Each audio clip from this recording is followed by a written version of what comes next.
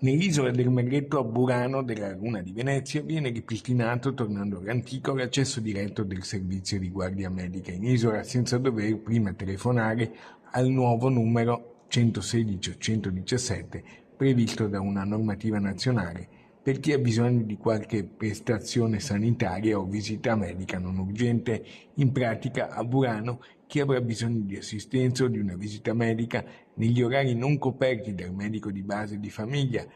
e quindi in orario serale o notturno e nei giorni festivi, potrà recarsi nella sede del distretto di Burano e troverà un medico presente sul posto pronto a prendere in carico il paziente senza appuntamento. Il servizio è stato ripristinato dall'Ustria Serenissima e dalla Regione Veneto, che ha competenza sulla programmazione sanitaria d'intesa con il Comune di Venezia. In forza della delega che mi è stata affidata alla tutela delle specificità di Venezia e delle sue isole, ho ritenuto fondamentale rappresentare le istanze proprio di Burano, una vera testimonianza di come, quando le istituzioni si incontrano, dialogano e comprendono la specificità proprio di Venezia e della sua laguna, le soluzioni si trovano. Quindi oggi festeggiamo la riapertura di un presidio sanitario importante, assistenziale, proprio a Burano, assieme ai suoi cittadini, che tra l'altro sono stati i primi